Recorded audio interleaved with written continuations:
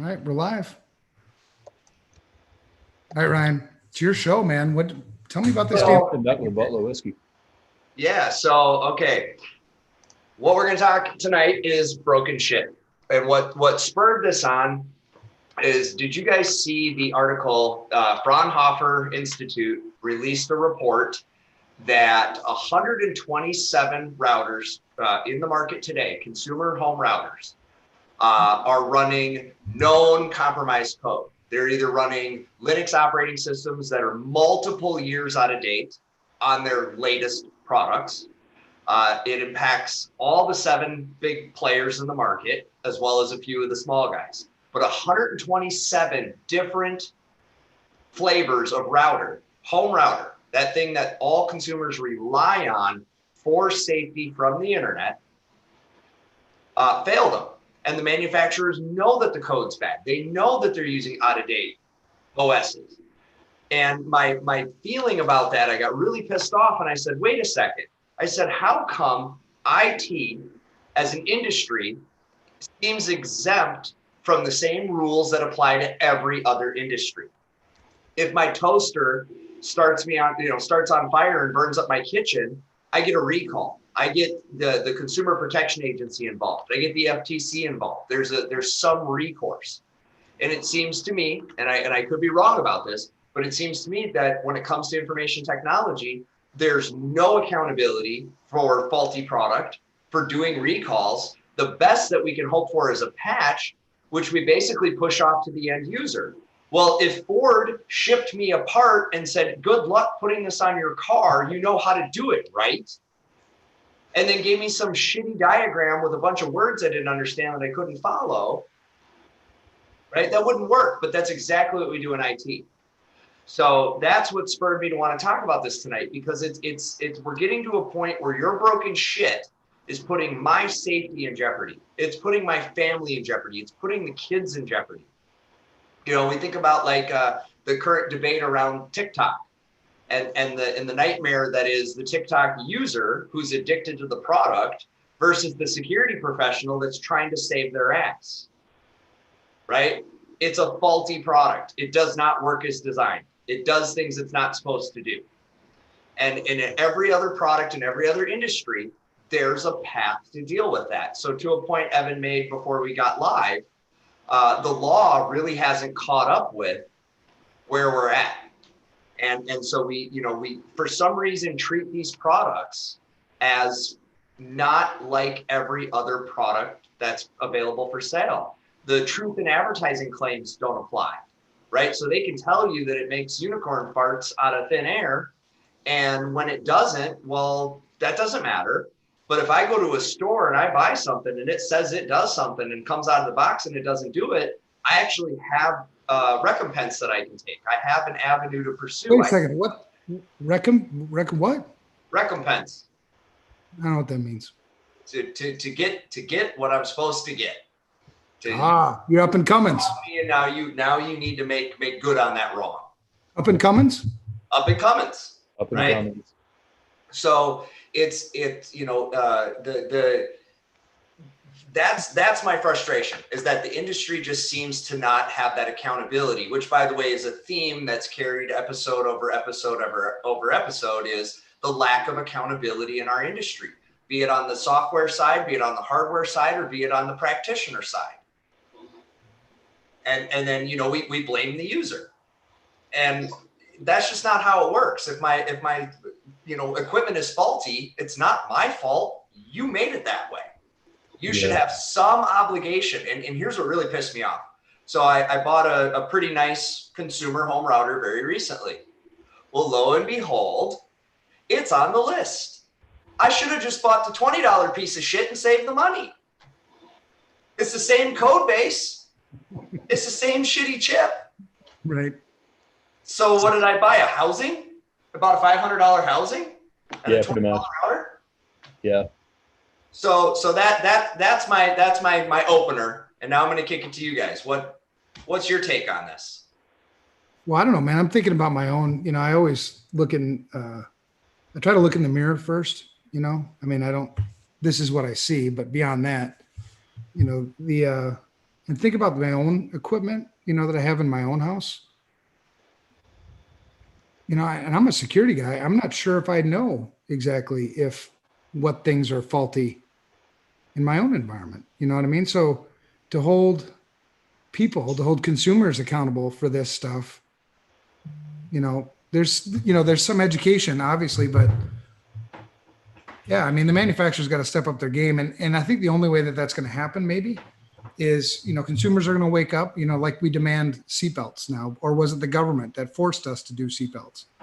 It's going to be us or it's going to be the government. And, I don't know, man. Hopefully it's us, because we know how well the government gets things done. Right. I mean, it's definitely a shit show. It's, the government's a challenging one. I mean, let's face it. I mean, I'm trying to figure out a nice way to put it. I mean, we've had a number of government regulations in our industry, and the number keeps going up every year. And all everybody does is put a tick box in there and have at it. End of discussion. Yeah. Exactly. Otherwise we wouldn't have breaches inside HIPAA or PCI, because everybody would be doing what they need to do. Now, we all know that's wrong, because nothing's perfect. The consumer stuff, not even just the consumer stuff. I mean, a lot of it is the consumer stuff, but yeah, it sucks. I don't have a good answer. I mean, because you're right, we put it off on the consumer. And to your point, it's like, everybody's like, well, it's supply and demand. I'm like, back to your thing, it's cars. I buy a car. That car's been sitting on the car lot now, actually, the car's an interesting one, because especially in the last few years, I remember we did a bunch of work with some of the big folks up in Detroit.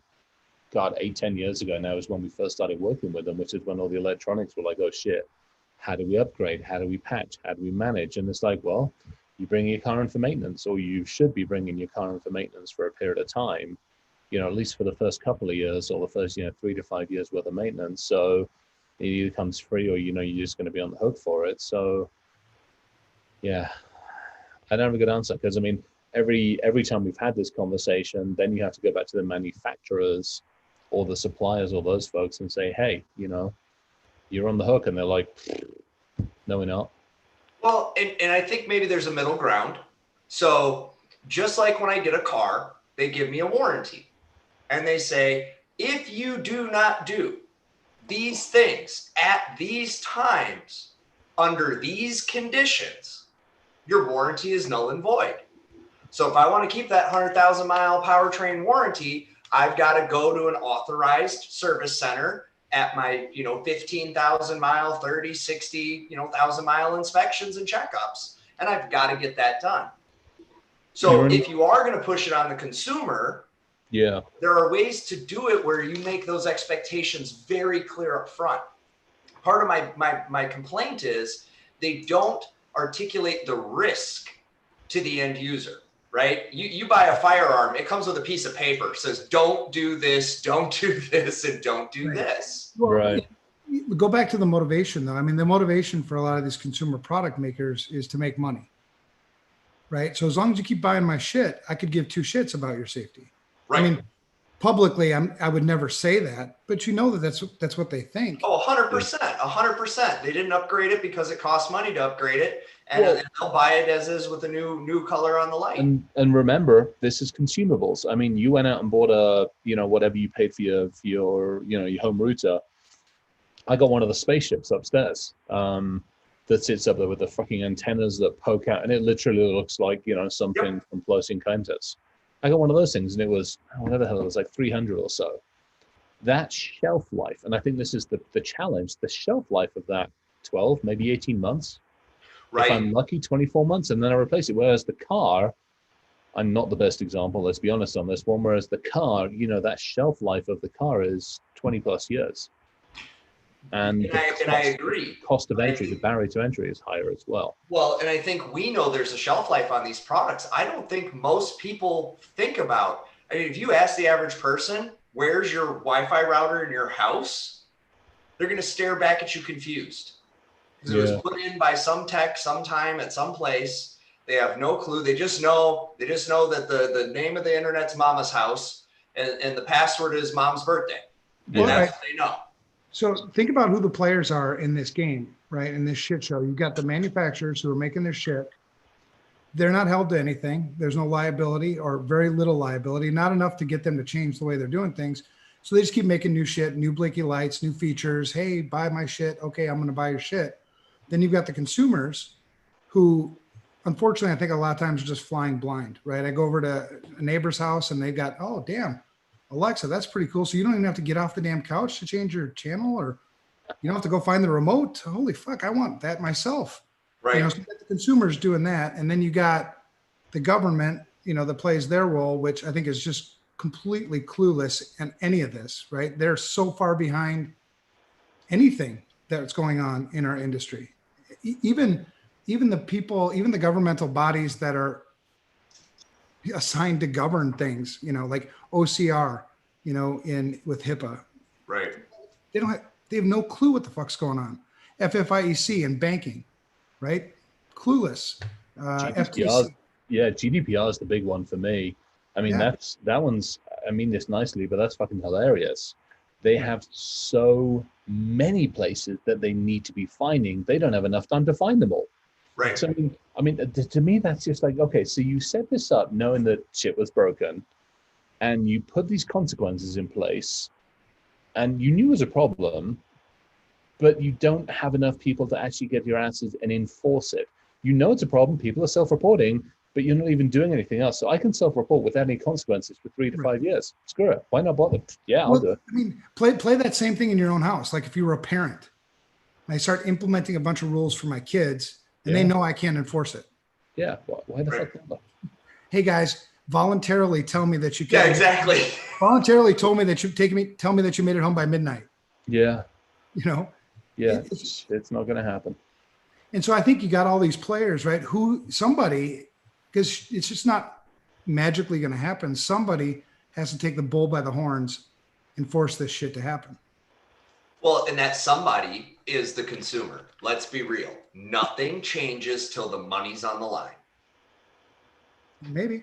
All right. So then the next question becomes one of how do you educate a consumer to go from to think about something more than just, I want it to work? How do you educate them to think about the safety? How do you educate them to think about something a little bit further? How do you educate? I mean, that's my challenge on this one is you've got we can't even educate the consumer to take care of themselves in a healthy way without half of the fuckers rebelling. Right. True. We have trouble teaching people to wash their fucking hands. Right, and that's it. So you have, we'll just take the US. Why not? We're all three of us are in here, and I'm not kicking on the US. I'll do the same thing with the UK and everywhere else. But I'm sitting in the US. You've got 300 plus million buggers in this damn country now. Way more than we can do to try and take over, considering you just said you July the 4th, bunch of bloody rebellion, whatever shenanigans. You've got, I mean, how many of those people are rebelling at the moment against just simply core taking care of themselves and others? About half of them. Yeah. Right, and there's not an easy fix, right? Now, No. I'll use the seatbelts as an example, because you're always going to have, and what you're seeing in large populations right now are about that half, right?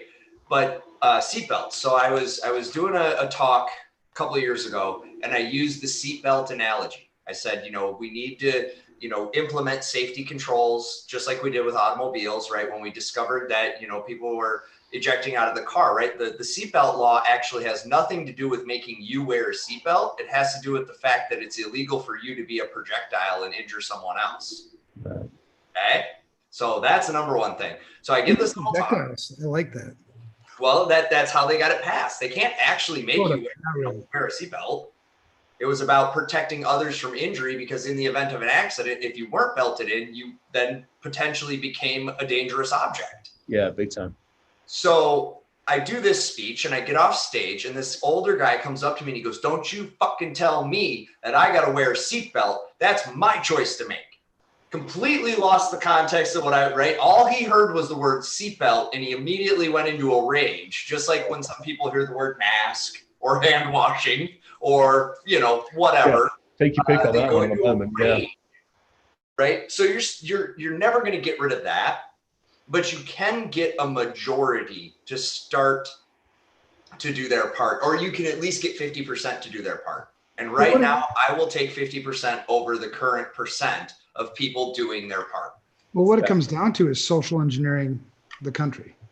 It does. And, I said this today. You have to change the culture, right? So I said this on a call today. Somebody said, well, Ryan, how is this relatable, to a life skill, to a basic life skill? Because I say things like, this should be equal to touching the stove is hot. And I said, I want you to think of it as safety glasses for shop class. So why the school needs to care is because you're teaching shop, but you've provided no eye protection, no hearing protection, no sticks for pushing the wood through the saw, and you got a bunch of kids running around fingerless and blind. Because you failed to do the part of, if you're going to put them in that situation, in that environment with those dangerous things, that you're obliged to also teach them proper safety habits. Now, you're always going to have that one asshat kid that cuts his hand off. You can't stop it. But you can greatly reduce it. But, all right, so now take your analogy. The consequences in the physical world, you know where I'm going on this, the consequences in the physical world of fucking up are death or dismemberment. The consequences of fucking up in the digital world to most consumers, 99, probably 0.9% of consumers, isn't anything more than I get a new debit card or credit card in the post in their minds. Right. True. That's the problem. It is and the other problem is the real damage that things like this are doing leaves scars that can't be seen. Because totally. This was another one I was saying this week. Okay, so when I'm behind a keyboard spewing whatever shit thought popped into my head with no feedback of how the person who received it, who's actually directly impacted by it, right? I don't get to see their hurt face. If I had to see their hurt face in public, right, I'd be a lot less inclined because I can see the response of my action, right? People are a lot less likely. Plus, if you say something to me on Twitter, that's one thing. If you say it to my face, I'll punch you. Mm-hmm. I'll knock you the fuck out. Right. Back in their physical digital thing, yeah. Or the block, right? I can block you if I don't like what you like. If I say some stupid shit and then all of a sudden everybody starts getting on me, I can unsay it, I can delete it, or I can block those people. I want you to try that same thing at the gas station. Go in and say your stupid shit, and then I want to see you try to block those people because you're going to block some punches. That happens. Punches get thrown, people get shot. Yep. I'll be in Sturgis next month. Ooh, Brett's going to be up there. I need to get you and Brett talking. Brett's one of our guys, HHF, former 82nd. Is he going to be there? Boxing champion. Yeah. Oh, yeah. He's there every year. Yeah. Hook us up. I'll look him up. All right. We need to get the pair of you together. I'll buy him a beer or something. Does he drink beer? He drinks anything, basically. All right. Well, get him all kinds of shit. But I'll catch up with him tomorrow night. Kind of along these points, we were talking about Sturgis, going to Sturgis, and there were rumors floating around that protesters in Antifa and whatever was going to go show up. They were going to protest there, and I was like, not a good idea. Yeah, that would not be a place to do that. I'm just saying. But online, you can do that shit all day long. You can do that shit in certain areas, but certain places you just can't do things. Well, and it's little by little. We just got to keep doing this. I posted something earlier this week. We're about to have a generation on our hands that's completely screwed, and it's going to be 100% our fault. Absolutely. Not just on technology. I mean, think about, like you and I were talking earlier this week about, I think the number one consumer of online pornography is 12-year-old boys. Correct. Right. Now, when I was a kid, you guys can all remember growing up as a kid, my father had Playboy magazines. Mm-hmm. My dad kept those Playboy magazines on the top shelf of his closet. I knew where those things were. Mine had them in the attic, and I knew exactly which box they were in. Mm-hmm. Exactly. And so I would go look, curious boys, right? We do that stuff. I don't know what girls do because I wasn't one, but I'm sure there was some curiosity there too. And that shit that I was looking at ain't anything like our kids. That was tame. Right? Right?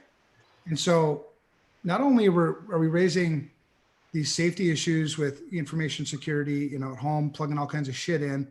But we're not monitoring the things that they're doing online, that vulnerable people are doing online. We watched that thing from Bark, right? 21 seconds, 22 seconds it took for that 11-year-old girl to get propositioned online. Mm-hmm. And part of this is because A, parents are distracted by their own devices. B, they don't know what they don't know.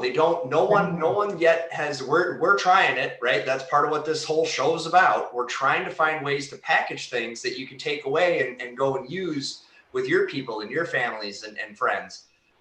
But they've got to start to see the physical impact. To what Chris said, right? Digital doesn't have, or has not yet, and I just give it time, guys. 2020 ain't over yet. Digital has not yet had a massive physical impact that people recognized. Now, I'm sure there was a few airport outages and power outages that were not what we're told to be in the headlines. I'm sorry, Atlanta airport doesn't go dark. That's not how redundancy works. So, so the public missed out on those opportunities.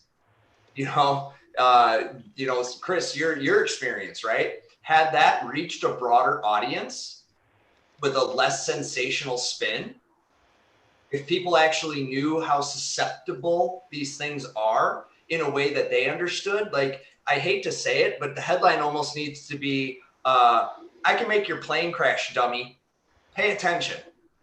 Instead, it's like, oh, well, this person and these things and these specifics and all this extraneous detail that misses the core message that I can mess with your computer code and kill you. Yeah. And that's what we've got to get to. And it's not FUD. It's not FUD. No, it's we proved it. And the stuff that did not come out of all that shit with the avionics was the fact that we actually sat down with some people, and that's as much as I'm allowed to say. We sat down with an airplane and some people at a location, and we demonstrated by sitting in the seat exactly what we could do to the flight control systems, at which point they were like, oh, fuck. Right. Now, it was nothing like the crayon-eating dickheads from the local FBI agency actually managed to write down, but it was basically, they got about 1/4 of it right, and the rest of it we filled into the people that needed to know, and hey, presto, change happened. Right. But, it had to come to that. Yeah, that's the problem. And yet still the public didn't know, right? The public doesn't, that, and that's part of our problem too, guys, is we do a lot of hush-hush in this business. There's a whole lot of, we don't talk about what's really going on. Right. Okay. Don't tell me about, massive, large scale blackouts. We were just doing that before we started the show, right? Before we went live. And that's one of the reasons we went a couple of minutes late, was talking about some of that shit that goes on that, you got to ask, we're not recording yet, right? It's, and some of that stuff we do have to make public. Yeah. Challenge it's how. Because I think that's the only way, honestly, that I think we get change is by starting to tell the truth. Do you guys remember when I think it was Philadelphia, all of a sudden their whole water was bright pink. So all the tap water turned bright pink because there was a surge of the sanitization chemical, which happens to, in its concentrated form, happens to be bright pink. And of course the city's like, oh, oops, somebody poured too much in. Well, if you know anything at all about how a water facility works, no one's pouring anything into anything. There's no little person just sitting there doing this 24 hours a day. Shit doesn't work that way. It wasn't 2 ladles too much in the soup, okay? That's not how this works. And so immediately, being somebody who knows how these things work, and just like you guys, you see a story like that and you immediately call bullshit because you know it's bullshit, because you're like, ooh, somebody played with the SCADA controller. Right, exactly. and tried to poison the water supply. Right. Yeah, that's what the headline should have been. Digital criminal attempts to poison water supply. And dude, I was talking to a buddy of mine.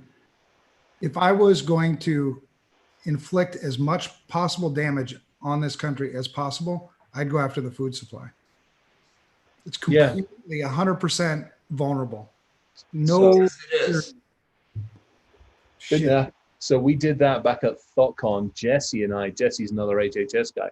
We actually did that at ThoughtCon. It was the second ThoughtCon that we did. And actually the ThoughtCon gold badge, the root badge is up there.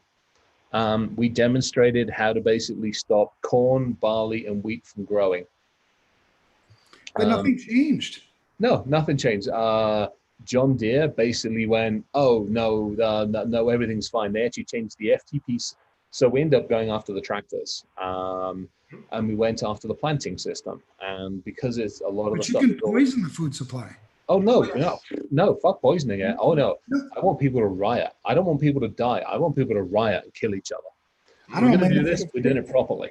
Because if I was a terrorist, if I was ISIS or something like that, that's what they're into. I want people to riot. I want this country to turn on itself. And the way you make people turn on itself is they make half the population hungry.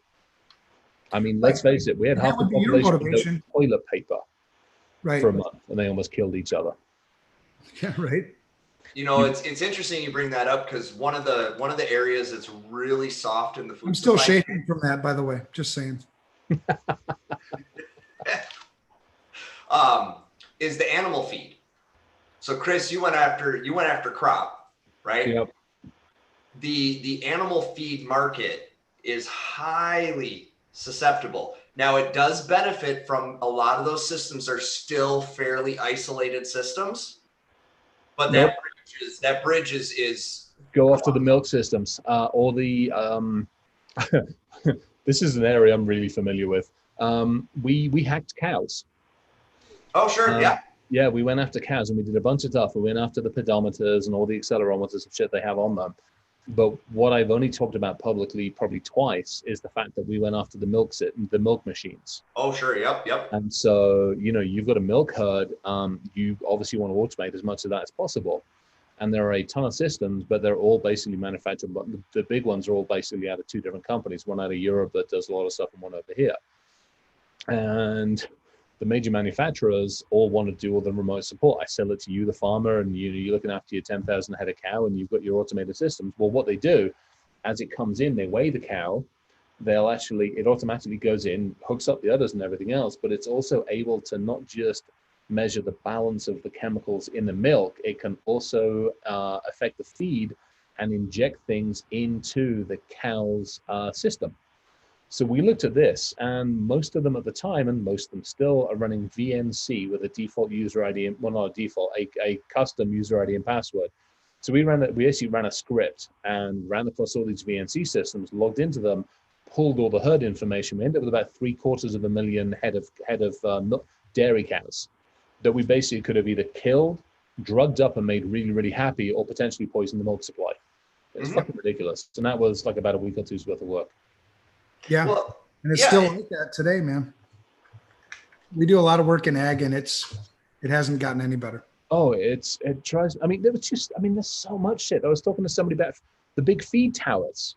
Oh. And we fucked around. GE was making the mechanics so that when the truck pulls in, from the truck pulling in to going up to the tower, to feeding into the tower, they're only allowed to go at a certain speed, because if they go too fast, hit the cloud can be explosive, and all sorts of interesting stuff happens when you light that shit on fire. So we looked at literally overclocking the engines on these things. And it's all, RFID tagging and not RFID, it's all mesh network and all. I mean, it's just so fucking easy to do. Very easy to do. And you could blow up. I mean, seriously, those things blow up easily. Oh, we put this theory to somebody and they went white because apparently they blow up really well, apparently. Yeah. Super flammable. Just dust. Okay, so we all know that there are problems, challenges, and issues. Sorry, I'm laughing because I just saw Ryan's message. It's actually, so here's an even better one than that one. So for everybody that's listening, Ryan just put a message out there with the user ID and password for a very well-known manufacturer that not only do I recognize from the ag side, but by the way, they use that exact same password in the railroad networks. So every couple of miles that you see those fucking railroad switches, mostly the same user ID and password to get into those things as well. I hate them. And the trains and the locomotives. And you would just think that they would have put just a smidgen of effort. Yeah. just the tech. I mean, there's laziness, and that's like, you've got to be kidding me. Well, what's the use in even putting authentication? I mean, why? Well, I mean, again, to stop people like me walking down like 5 miles into the middle of bugfuck nowhere, Colorado, picking the 5-pin lock on a locomotive station, and jacking into the network and turning green lights in both directions for 20. Well, that's what I'm saying. If you're going to take this half-assed approach at securing, why bother doing it? Well, right. At that point, just, instead of doing a 5-pin, actually put a half decent security lock on the box. It'll do more to. Why even lock the damn box? But put something, so that at least when something is tripped, that something's happened. Put something on the freaking switch. But again, you mean like a simple sensor in the box to tell you when it's been opened, and if it doesn't match your maintenance schedule, shocker, you got a problem on your hands? Yeah, no shit. Yeah. We're talking about 2 cents of technology. The wire's already there. The connection's already there. At that point, you just pin the stupid thing into the board and send signal. Right. But again, until somebody sues or until somebody takes action against, we can name a long list of names, against John Deere, against Ford, against GE, against all of these companies, against Netgear, against Cisco. Against Cisco, right. Yeah, until somebody sues their asses and wins. Well, maybe that's what I need to do. Maybe I need to start a class action lawsuit against the big home router makers for putting all the companies at risk right now because their employees are working at home, for putting all the students at risk because they're learning at home, for putting me at risk, and I'm pissed about it. Right? I mean, you can add to that. At that point in time, you add GE to the thing for the electrologic shit that they have on the railroads for making that vulnerable. Then you start taking a look at, to your point, everything in the ag side of the world. You go after that. It's an area there's 3 big things I worry about when it comes to tech integration: food, water, medicine. Yeah. Okay. And, there was a day, it happened, I want to say this was about 10 years ago. They uninstalled the last mechanical water pump backup in the United States. That they uninstalled it. And that was the day that we became fully digitally dependent. Up until then, there was still a few like rural outposts. Yeah. Still had a diesel driven, belt driven. Shit that works. Shit that works, and it works. And by the way, if the diesel breaks, you can still turn the crank, right? You can hook up a horse or something. You can find a way to turn the crank. What fucking tractor? Jesse does it with a tractor with a hit and misses. The PTC on the tractor drives pumps. I'm like, well, that's cool. Yeah, shit like that. But when that servo shits the bed, I'm done. I'm dead in the water, literally. So that, and I worry about that because we're getting closer to a time when either a terrorist or a nation state or a whack job the tools are gonna be easy enough to use. They're getting pretty easy as it is. I mean, I can give autosploit to an 8th grader and they can do some real damage. Yeah. With no knowledge of what they're doing. Who was it said on this? Matt said it. I'm watching the feed. Matt said it. He's like, look, I mean, let's face it, most of us have stood up on stage and gone, hey, look at this shit I can break. And we've done it and gone, hey, here's 6 or 7 different ways to fix the shit. But there's videos and there's how-tos on all this shit out there on the net that not just we've put out, but all of our peers in the industry. Mm-hmm. Yeah. And for as much as I love spreading that knowledge, that's also how that knowledge winds, they're. Well, but they already know that. And my biggest, because they're motivated. What the thing that's missing is motivation. Right. Your attackers, your adversaries are motivated. They already know this shit, right? They already know the default usernames and passwords. They already know how things are configured. They're already in your shit, right? The people who aren't motivated are the victims. Right. We have this victim kind of mentality. And by the time you do get motivated, I hope and I pray it's not too late because I can't. The the thing that I worry about more than anything is I can replace data. If the water system goes out, I can find water. I mean, I'm pretty, whatever. You right? are. Exactly. Imagine how many people are in New York. Lots. Right.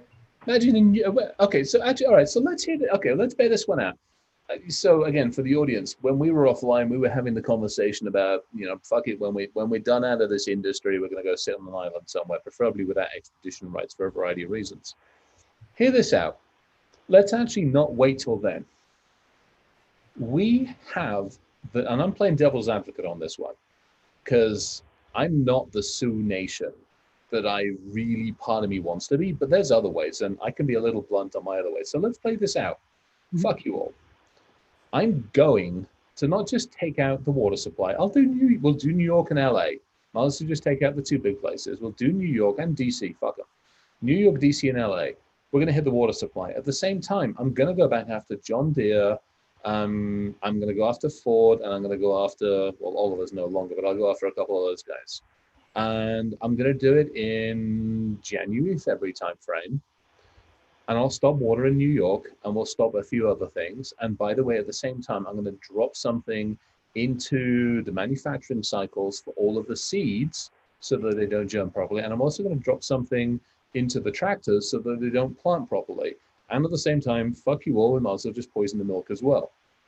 I'm just going to do it. I'll do it sufficiently so it wakes people up, but I won't do it so it kills half the country. Because at this point, this does come back to, we don't take action until something goes wrong. It's true. And the problem is for me at least, is when the something goes wrong, it is going to be so wrong, so bad. We might as well learn now. I mean, fuck it. We're all in lockdown. And my honest worry is for the next generation. It isn't even so much for us, guys. It really is what's coming behind us and what they're going to raise. And we just have not instilled in them the necessary knowledge to navigate this world safely. To the problems we've created to leave behind for these kids. So and I know, Chris, you're working on the AI stuff, but what happens when the AI gets out of hand? We built it, and then we retired and died. And now this thing becomes sentient at some point, and in 100 different ways, we're screwing this generation. We could have the talk about our system and how it's screwing. We could talk about the state of the environment that we've left. And we could talk about, blah, blah, blah, blah, blah.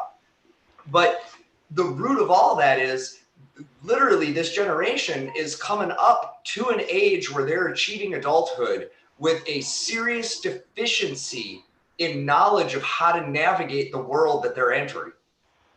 TikTok, brah. So that's what it seems like. Yeah, I mean, it does. AI is an interesting one. I get fired up. I can't help it.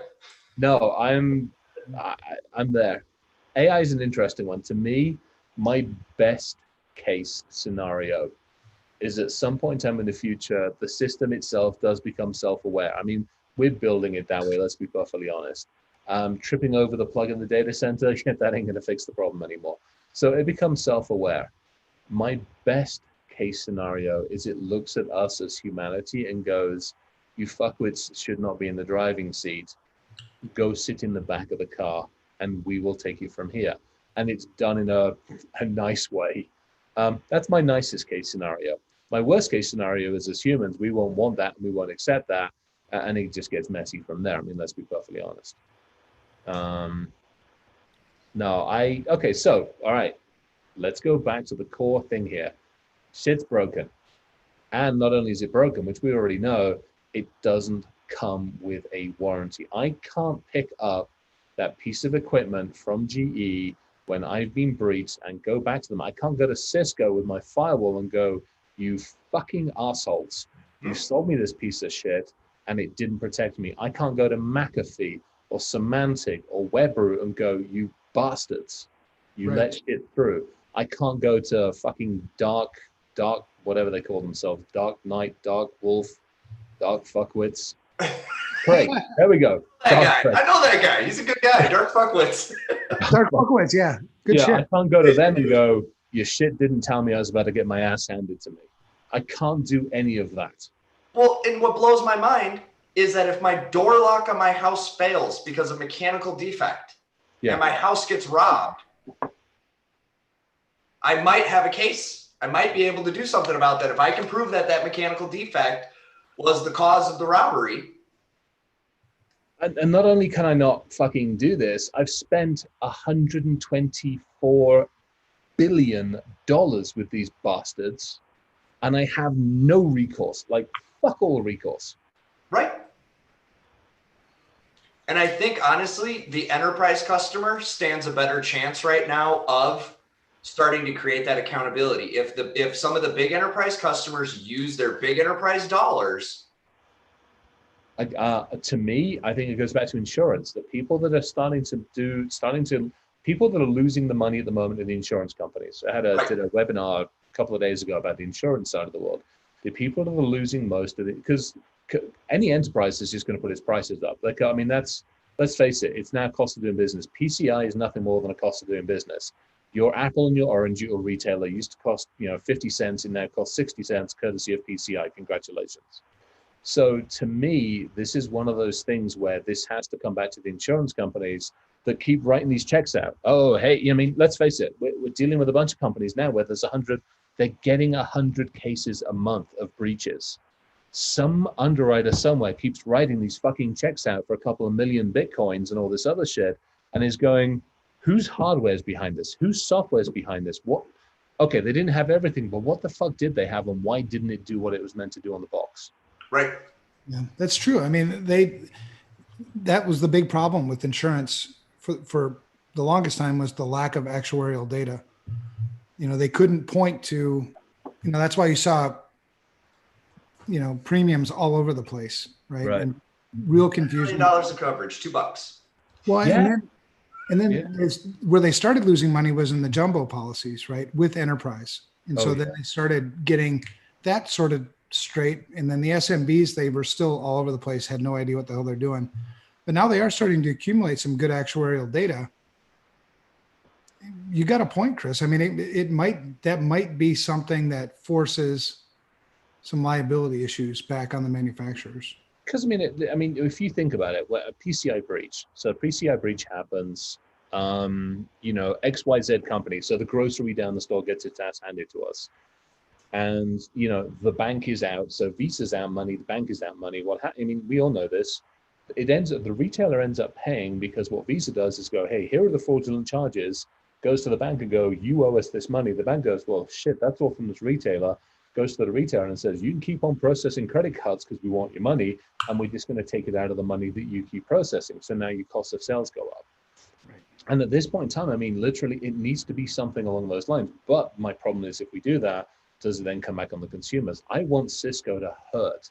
I want Netgear to hurt. I want Nest to hurt. I want Google to hurt on this.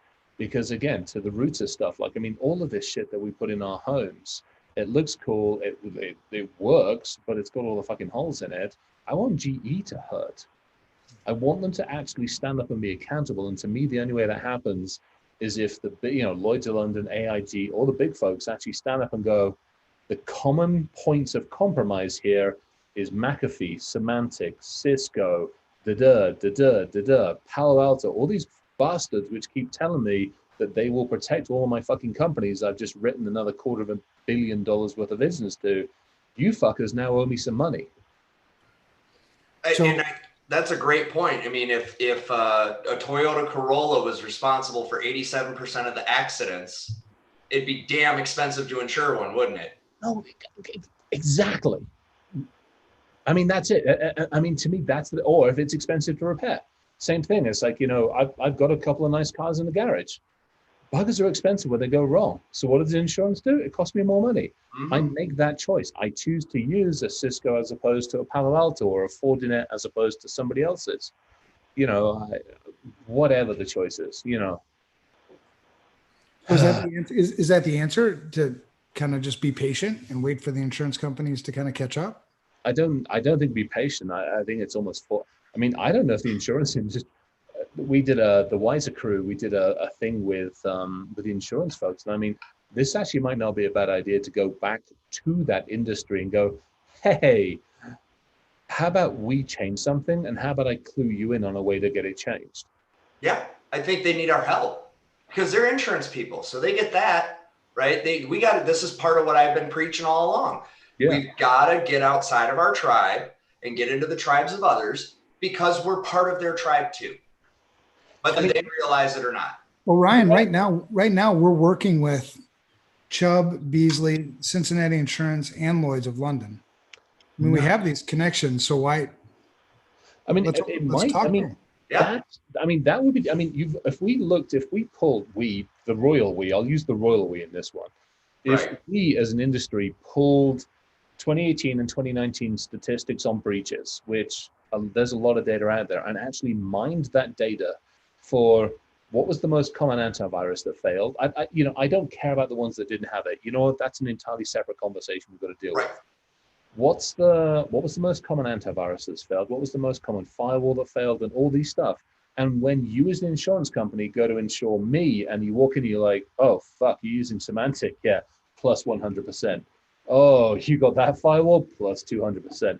Yeah, your policy is going to cost you not 2,000 a year, it's going to cost you 20,000 a fucking year. You want to make some changes? Let's have that conversation. Ryan, we were talking about this earlier this week about building in an asset inventory into the S2Me to make it more effective, to empower users more, so that they, you coach them through this stuff. So they'll put their devices and things into the tool, combine that with loss data. I mean, we could have some really cool data, I think, to share. And I love that approach because I think, we're onto something here, because I guarantee you, if we do that data mining, we're going to find there are some top offenders, that there are a few, and it might not be it's going to be a particular couple of companies, but I think even within those companies, you're going to see some top offending product. Well, and you'll see top offenders in terms of products and top offenders in terms of shitty habits for the consumers. So your training will be much more effective, and you'll be able to hold, the manufacturers, two of the players accountable, right? In those three that I was talking about. I mean, it's got to be something. I mean, we can't change everything ourselves, and I think you're right. I mean, it has to be more than us, and it can't be us. I mean, I stand up on stage and say it's a we thing, and we is not just our industry. It's got to be, and at the moment, the insurance companies they're getting hit for six. They're looking around to go, how do we better quantify? That's why I love the scorecard. The scorecard, between the scorecard stuff and the wiser stuff, it's like, look, I've got ways to quantify all this shit for you now. You just got to listen to me for 5 minutes. Yeah. And to me, it's like, okay, I can quantify you on the front end, but if I can now start basically pulling that data out of you and mining it effectively, I mean, you've only got to go look at the companies that are doing all these breaches. And I mean, there's enough of them, and they're putting enough data together, what was the hardware you ran into? It's a checklist. Mm-hmm. What was the hardware? I do and I don't care about the patch levels of that hardware, because at the end of the day, let's face it, so much of the stuff, unfortunately, is either out of service, out of box. The company's been bought by 3 other companies since they've been. I mean, at the end of the day, it does come down to whoever's fucking name's on that box. Mm-hmm. And you guys remember when names used to mean something? When you could buy a product based on its brand and know that brand was quality? IBM. This is going back now. For you youngins, you're not going to remember this. But the world used to be less disposable. You used to buy something and it lasted. Well, and you know what they used to say? Well, nobody ever got fired for buying IBM. Now I know people that get fired for buying IBM. The true stories. Yeah. Well, once you look, you can sit through that sales call and they're like, yeah, and you can do this and have that. And you're like, oh, that sounds really good. And then 6 months you don't get billed. And then one day, magically, the bill shows up. Woo, look at that. Beautiful. Oh, yeah. Does it still work? Yes. Nice. So what do you got in there? 486? When he just said yes, it reminded me of Dad in the garage. Yes. Dad, does it still work? Yes. It's a 386 Model 80. Nice. We have one of those. I think not. I don't know what we have at work, but we have a couple of. Nobody's been there for so damn long in the game room. Oh, they got some shit back there. Old shit. I don't know what it is. I haven't looked at it. It's old. It is old shit. That's awesome. I love it, man. Now, does it got VGA, EVGA, or SVGA? Oh, it's old. I mean, we're talking old. It's. I don't even think I can hook it up anymore. That thing's so freaking old. Yeah. The shit doesn't even have it. It's OS2. That's an OS2, and I have Novell NetWare 2.1 on it. I did a shitload of upgrade. They called them upgrades from OS2 Warp to 3.1 back in the day. It wasn't an upgrade, right? OS2 Warp was a billion times better than 3.1. Everybody was going the Microsoft route, right? Jumping ship. Oh, I have my T-shirt from. I was seconded to IBM for a while, and I still have my T-shirt because I worked at IBM on behalf of some people, and all of a sudden Compaq came out with this new thing called Smart Start, and IBM was like, what the fuck? Right. And so they put a team in the US and a team of us in Bracknell, Basingstoke, whatever it was, together, and we came up, and it was SCO Unix, Novell 2.1, OS2, and this new thing called Windows NT.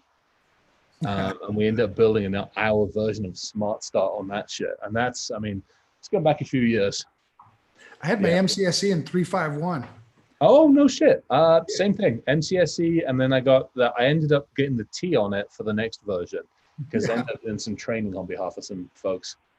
Oh, God. Those were the days, though, man. That was fun. Oh, man. Yeah. All right. So, now we've grown up. My body hurts. I'm tired. I got gray hair. Fuck the world. No. I mean, to that point, I mean, it was not only, I think it was simple at times. I think the other thing is as well, when you think about it, there was a lot less scrutiny on the systems. I mean, you know, there were still a number of us running around the bulletin boards causing chaos and mayhem in the world, but there were a lot less of us, and we were doing it mostly for shits and giggles. I mean, the first Trojan virus, whatever the hell you want to call it, I ever wrote was a variant of one of the spin cycle ones, and then we ended up basically having it pop out the tray, put the tray in, start up a bin cycle, your entire screen went that way, and then you got it back in the wash cycle. I mean, shit like that. But I mean, I was so proud of myself when I stole Windows 95 off a bulletin board before pre-release. I was the coolest kid on the block, man. Everybody thought. How long did that shit take to download, though? That's I was gonna say, was that 3 months to download that or what? 26 floppies, man. Yeah, shit. The first one that I did that was in VBA script, and I hijacked Clippy, and I made Clippy just dance and dance and dance and dance. So I hijacked an animation sequence, and no matter what, you could not kill the process. You had to reboot. Oh God, when I told you about my first paid legal job was cleaning boot sector viruses off a Windows 3 machine. Oh no shit. So back then, if you were good at doing the Clippy thing, you'd also infect the boot sector. So when then you reboot it, there's Clippy again, right? Mm-hmm. Fucking Clippy. All right. And I got to rebuild, the MBR, which, wasn't not terribly difficult to do, but a pain in the ass for most people. Well, and it was always, fun to just delete the MBR and then good luck. Oh yeah, no shit. Yeah. OS not found. All right, so back to Ryan. Poor Ryan. Shit got broke. It did. Ryan, go fix that shit. What do you think I hired you for, dog? So I'm trying. I'm trying hard, right? All right. I think it is fixable, but it's part of the larger thing where it's time now to catch up the law. It's time now to catch up the insurance. It's time now to catch up the social skills and the social norms and the behaviors and all these things. We had 20, so it was great that you brought that out, Chris, because that's where we started.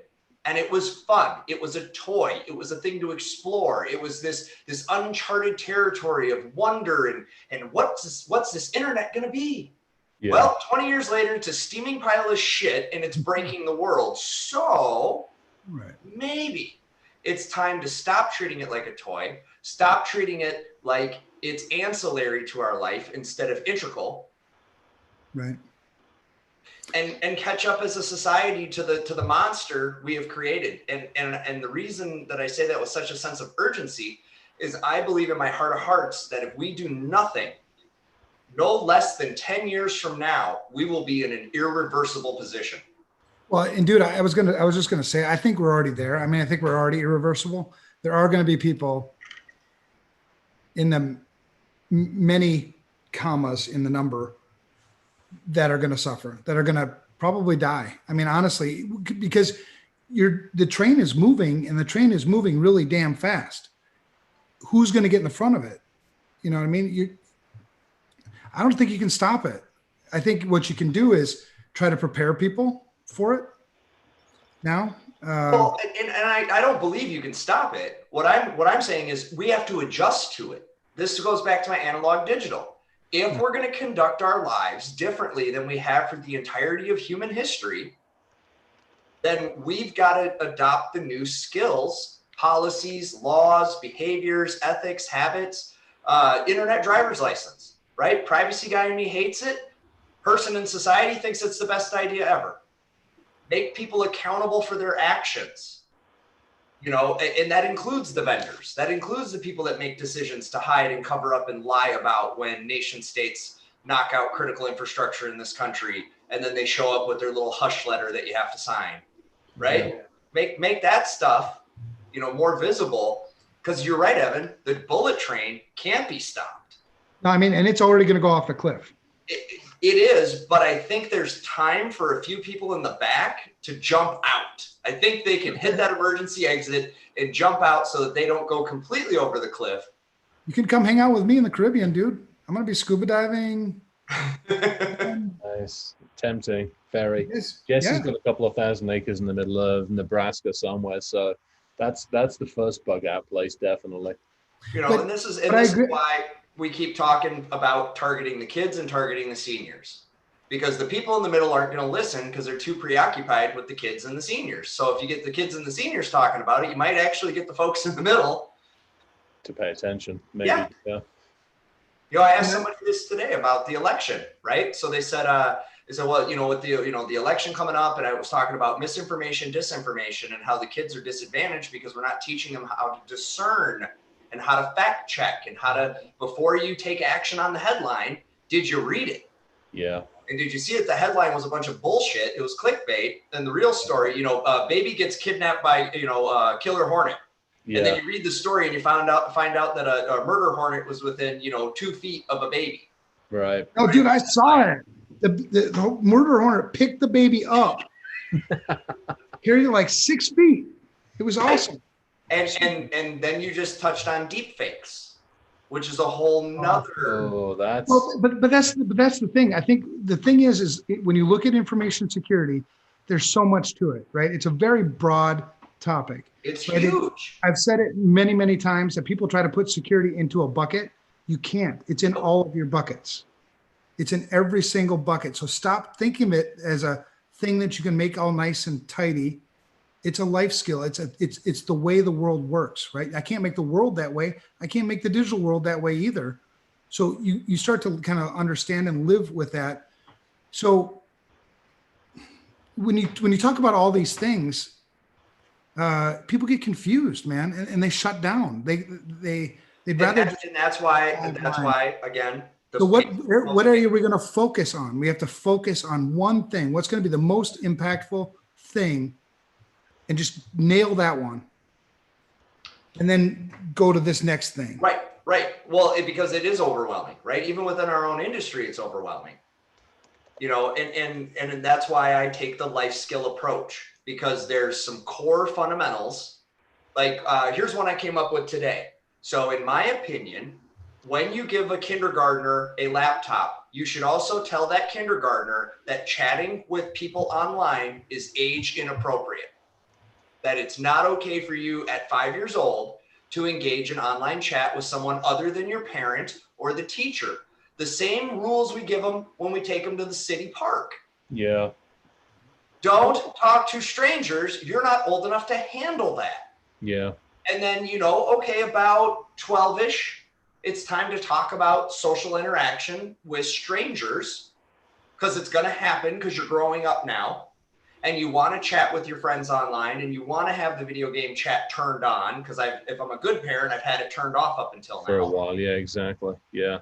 Okay. And now I'm going to have that talk with you before I give you the access. It's Just like we do with driving. it's the same stuff. I put out that post on LinkedIn about grooming. I did all the research, and unfortunately, I know a bunch of the research because of dealing with the kid shit. But I mean, it's the same thing. It's like, okay, you know, what's acceptable touching? Where is acceptable? Where is, and we teach our kids that.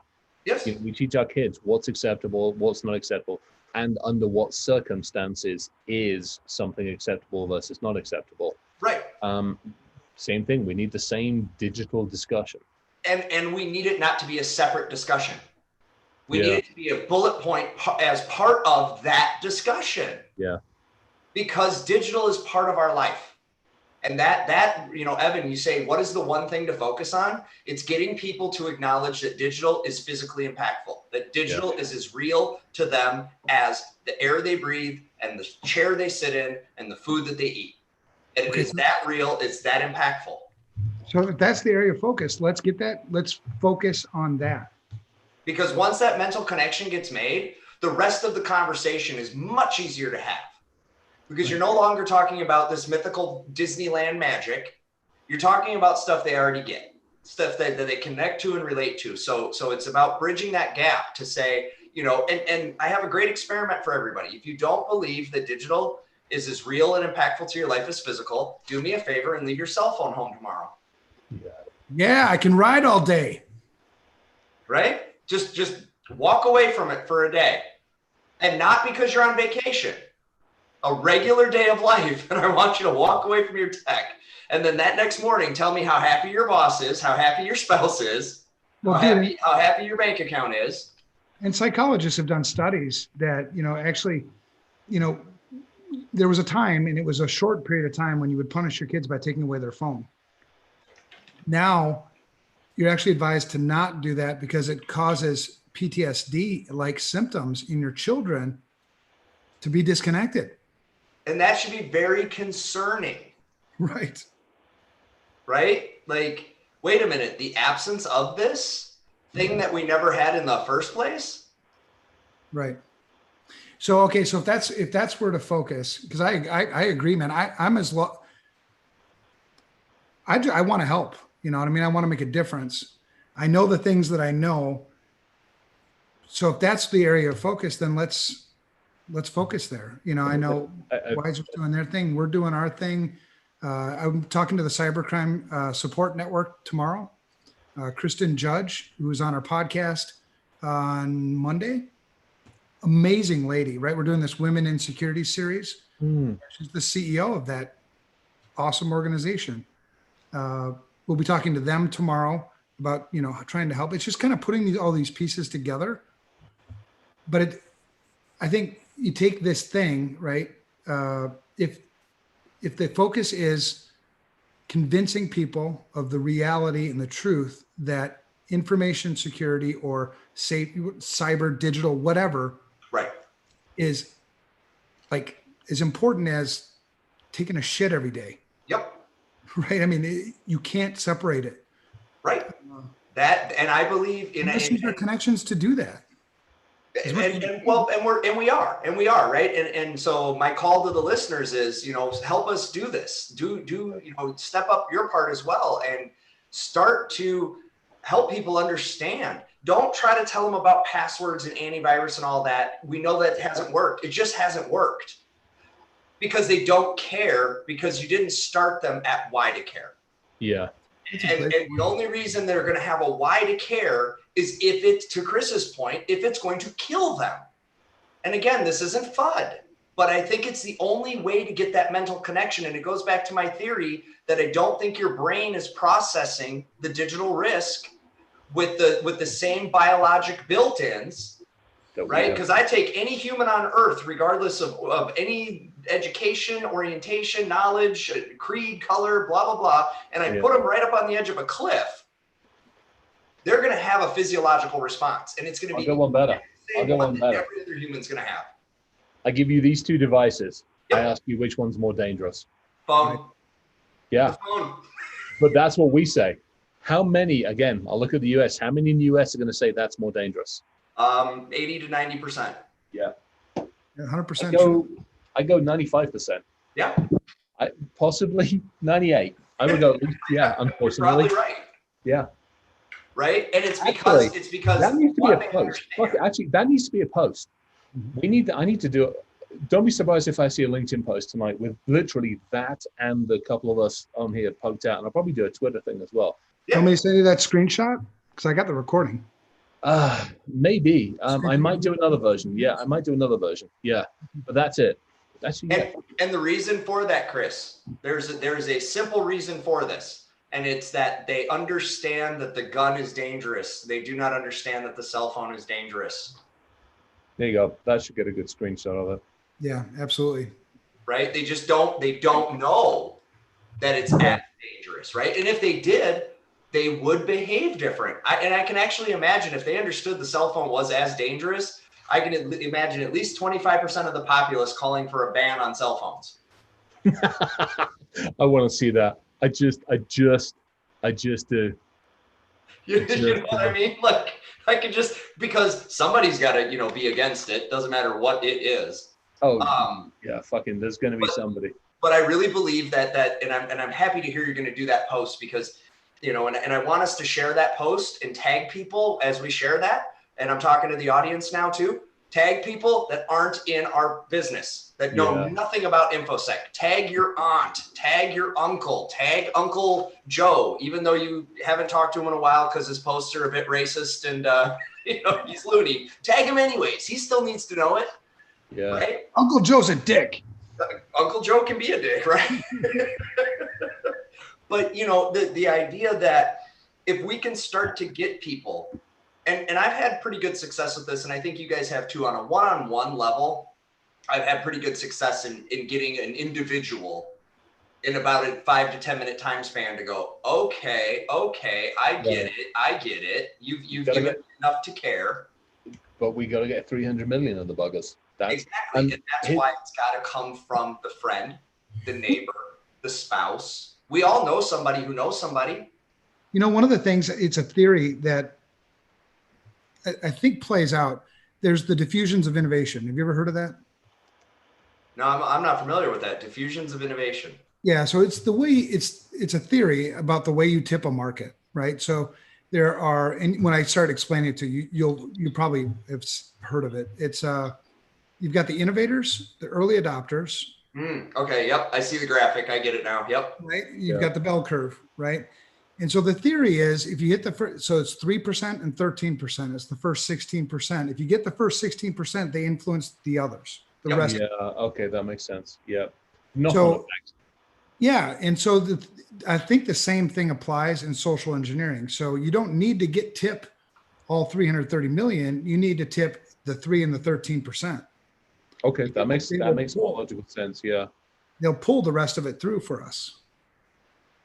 So it's identifying who those people are, getting a message that will resonate with the innovators and the early adopters. So I got a stat for your post tomorrow, Chris. Oh, you'll have to do that tonight. Yeah. To find the numbers, but I think it'd be interesting to say number of gun deaths in a year and number of suicides related to social media. I don't know if we have the data. I don't know, but I think that'd make a great fact, right? There's got to be something out there. That's the thing nowadays, it's become harder and harder to find data without stealing it. Reliable data, because all the data you're getting presented to you all the time is all biased data, right? If you ask, what's the source? It's like, you made half this shit up, whatever. But all right. So back to your point, the point of the podcast, your shit's broken. We talked about the manufacturers, and we think one of the ways to hold the manufacturers accountable, 2 ways I think that I heard was, one, insurance, right? Liability, them losing money, having penalties, that's going to drive one. I think it's consumers is another. Yeah. And we need people literally we need the people in the streets going WTF, and we need the insurance companies knocking on the door going, you owe us money. Yeah.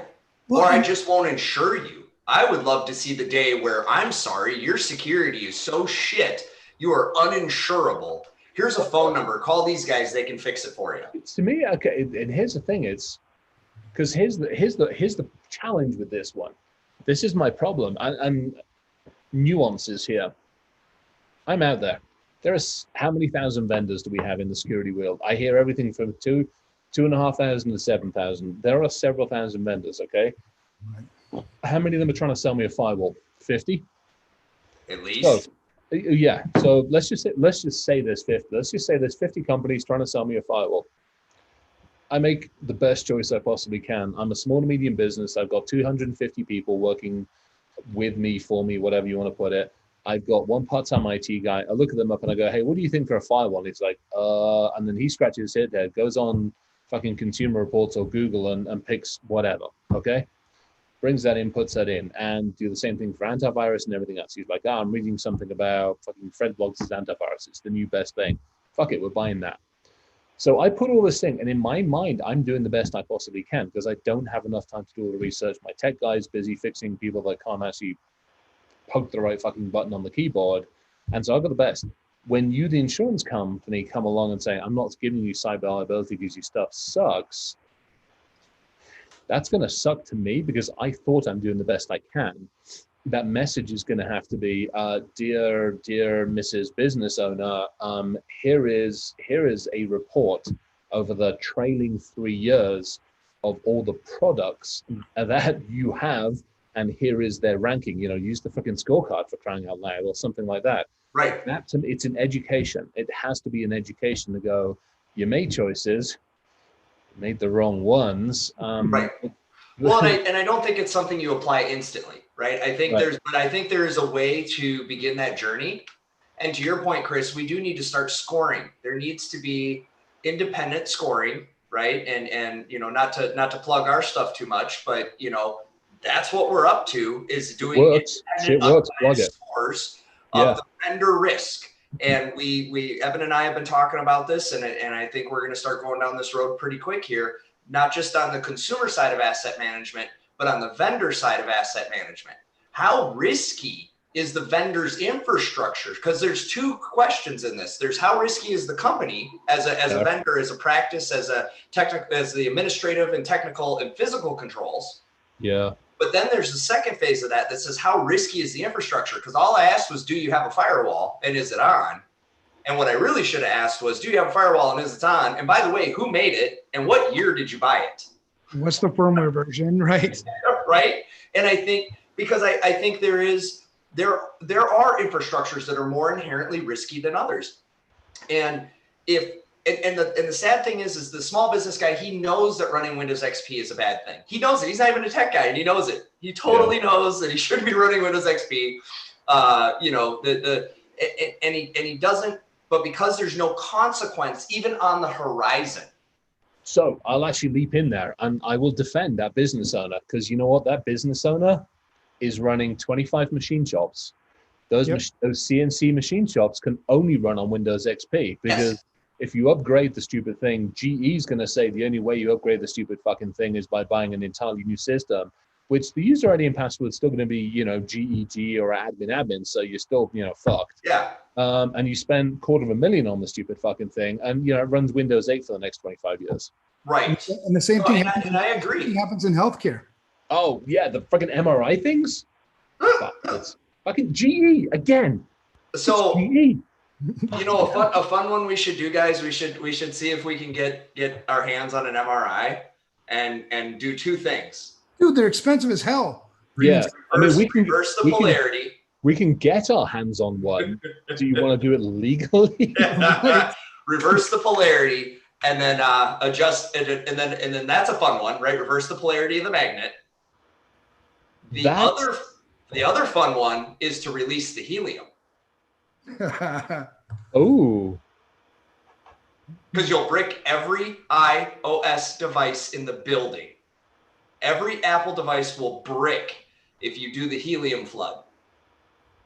When they switched over to their atomic clock, It's funny when you see Ryan say this shit, you look at his face, he looks evil as hell. Ryan, stop. Oh, I'm sitting here and I'm like, whose network can I?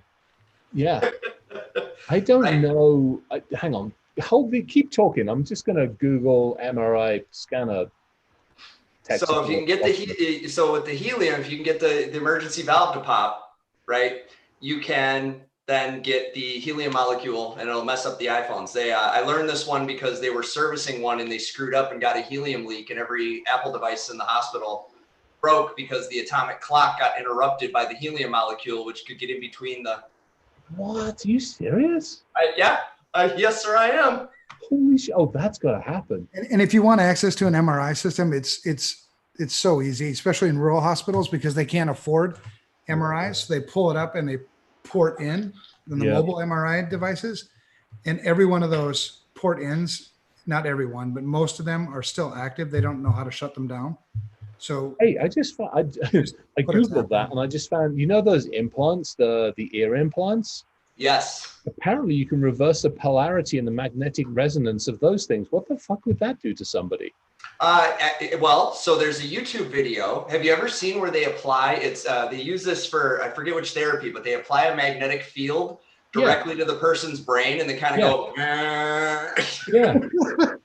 Oh, we got to do that. We need. All right, whoever's listening that fancies a research project, apparently you can.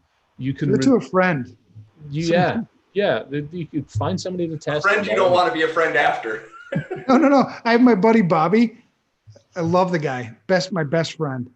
I convinced him to put on the dog collar and go, try to run across the yard while Oh no. Oh, no. I feel so guilty for it now. I'm like, God, I should not have done that. But I could get him to do it. Everybody needs a Bobby. Oh no. Yeah. Oh God. And he's a big dude. He's like your size, Chris, maybe a little bigger. He's like 6'5", 300. He's got size on me, definitely. Oh, that's hilarious. And he used to be he's an old Hell's Angel. Oh, so he's those are always the baddest sweetest. Those were always, and you did that too. Yeah, it was hilarious. We need to do that to a certain individual in our industry who's yes, we do. Fucking problem. Oh man, we could put a shock collar on it and give the actual. And I will hold him down on the line. Right, there's about a 6 foot. You can make it wider. Oh, you can? I've never messed with them. That's one thing I haven't fucked. Oh, you can? We'll just hold him there. Oh man. Oh, Bryson, if you're listening, your ass is in a fucking shock collar as soon as I get hold of you. Some people deserve it, honestly. Yeah. Oh, here we go. MRI scanner reversing polarity. MRI machine diagram. What would it do? All right. You never want to reverse polarity while somebody's. I don't have time for this shit. I don't have time for this shit. All right. Chris in the rabbit hole. Yeah, no shit. Yeah, that's the rest of my night done. Just saying. I mean, if a large enough magnetic pulse discharges. Oh, I mean that'll break the rest of the place. Oh yeah. I've messed with other things in hospitals that have bricked rooms and definitely, or let me rephrase this. We've had good conversations with people inside healthcare facilities to do this kind of stuff. Yeah, I don't want to mess. I don't have enough hours left in the day. I think we all could probably get hold of somebody in the healthcare facility and say, hey, let's do this. My problem is just being, and again, it's, I don't just want to break shit. I want to do it. And then I want to help people understand why, what, and how. Absolutely. Well, and by the way, that particular research example, so anyone that wants to, do the legwork to make it happen, would make for a great regular old 10 o'clock news story on every local news station. Yeah, that's a Fox News story. That's a national story. Right? I mean, that, and we need some of that. We need a little bit less. Or CNN, whichever one you like. Well, because the problem is whenever this stuff happens, Alphabet Soup gets involved, and they shut everybody up. Right. And that's a huge part of this. I mean, I know that you guys know things that most people don't know, that if they knew, they'd be like, wait, you guys have known about this since 1999? Yeah. And you mean that the only difference between basically we're in a state of mad right now, and that's the only reason the lights stay on? Yeah. Yeah. Exactly. You know, sorry, the code's there, guys. The code's already there. Okay. It's just, Yaroff hasn't pushed the button yet, right? Well, I mean, that's the big reason why I don't say that shit though is nobody's listening. Yeah. Well, I mean, that's again, I think that comes down to it. We've not killed off enough people effectively enough and blamed it on the digital realm. We've not, the pink water was there because somebody poured too much in. I mean, there have been films out about it. There's been stuff out about it. There's enough material out there that if it was used effectively would definitely influence people. But again, I don't feel like we can influence enough people until either A, more people die, and let's face it, people are dying at the moment, and we're still not able to influence people to put a piece of fucking cloth over their face. Ooh, I got one. Why don't we just corrupt a COVID test database? That's already been done. Well, okay, but that's by the people entering. I mean, if we were to do it, right, the royal we, because people seem to care about that right now. Like, how can we make it topical, right? Mm-hmm. And I've already seen some supply chain stuff that's going to be really interesting. The challenge with any of this is you don't want, and this goes back to the reason I've not named names of this dickhead that needs to actually, quite honestly, be taken out and fucking shot. But the reason I haven't named names specifically with him is I don't want that person turning into the victim, which is what would happen. They would unfortunately be able to turn themselves into the victim. What I don't want is to hack the COVID database and then have GE turn into the victim. Yes. That's the problem. What I want is that COVID database to be taken out because it's user ID GE, password GE, and the fact that GE doesn't care, doesn't know, doesn't want to, doesn't have the impetus, doesn't have the incentive, nobody's holding me accountable, and they're a bunch of fuckwits for not doing it. That's what I want. But that won't happen if I hack the database and tell everybody who's negative to be positive. It'll be GE's the victim, and our industry gets a black eye because the hairy thing was the one that proved it could be done. Yeah. No, you're right. You're spot on right. That's one of the first things we talk about in an incident response. It's often overlooked. Yeah. You still have an opportunity to control the narrative. Yeah. Oh, absolutely. And that's what the world's going to see about this. Yeah. That's the biggest challenge and frustration that I have with this is what I don't want is Netgear and Cisco and Google and everybody to go, well, we're the victim here. We're beholden to it's going to happen. They'll poke the finger at the manufacturing. Manufacturing is going to poke the finger back to somebody else. Everybody's going to blame the damn programmers and developers. And they're sitting there going, well, it's not fucking us. And so it's going to be, months of this and nothing's going to get fixed. I literally want, and I don't want them to play the victim game.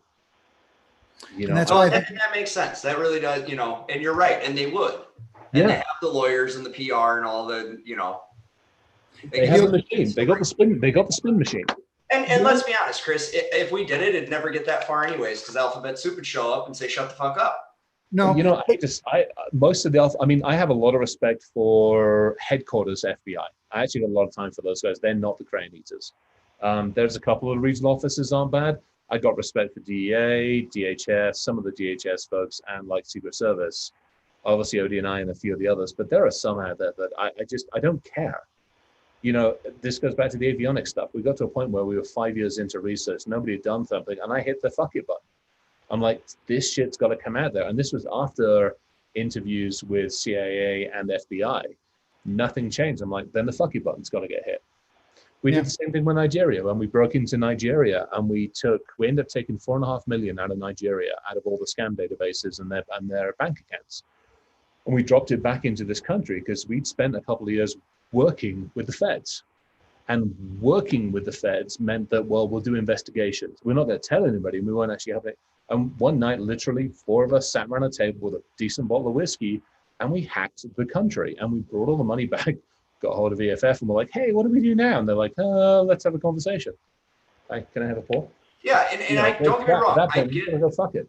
And I get why they make certain things not public, right? I get that there's a balance we have to strike, because no, I don't want every Tom, Dick, and Harry knowing certain things, right? Or how easy certain things are to do that would be absolutely catastrophic.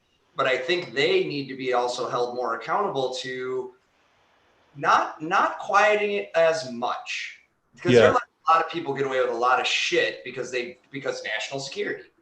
Right. And I get it. There's that balance, but Well, and if you get back to the focus, right? It's getting consumers motivated. correct. Yeah. And consumers are voters, right? So once you tip them, now you've got somebody that's also a voter thinking a different way. Because my initial reaction is always pretty much the same. It's, I want revenge, fuck me, fuck you kind of thing. But like Chris is saying, then they will play the victim. So right, we're going to have to go above board. And it's the same thing with what we were talking about earlier this week, Chris, about this dickhead. Yeah. I would like to do a lot of things to that person, but yeah, I've had a couple of days play the victim. I've had a couple of days of being on the phone with some of his victims, and it fucking sucks. And you're right. I would actually, somebody asked me, what would I do? And I'm like, I would tie an anchor around his balls and drop it into the Mariana Trench, and I'd video the whole thing and put it on YouTube. Yeah. That's all I really want to do. You wouldn't put it on TikTok? We see, and that's what I want to do. Maybe that actually, I'd get a burner phone, put it on TikTok. I could actually make some money out of that. When we were talking about, before the show started, that's what I want to do with every child molester that I find. I mean, I want to dedicate the waning years of my life to destroying the lives of every single child molester everywhere. Like, your marriage done, family done, job done. Yeah. Sorry. And it's tough. We had this conversation. It's like, there's a right. I mean, Rachel's listening. Well, no, Rachel's not listening into this. Rachel's part of this conversation. Let's face it. Rachel is running the online part of the conversation for us. It's true story. I mean, she's obviously over at ILF, and I mean, they're trying to do things the right way. The stuff that we're doing with some of the agencies is making sure that eventually the right information ends up in the right place so they can do the right thing. But there's a big part of me that's with you, which is at some point in time, there's some people that need to basically disappear into the Mariana Trench or become big food or something, whatever. Well, we talked about, like, technology moved faster than the law, right? Yeah. Mm-hmm. And so you've got this gap. The same thing happened in the physical world when we opened the frontier and we went out west, right?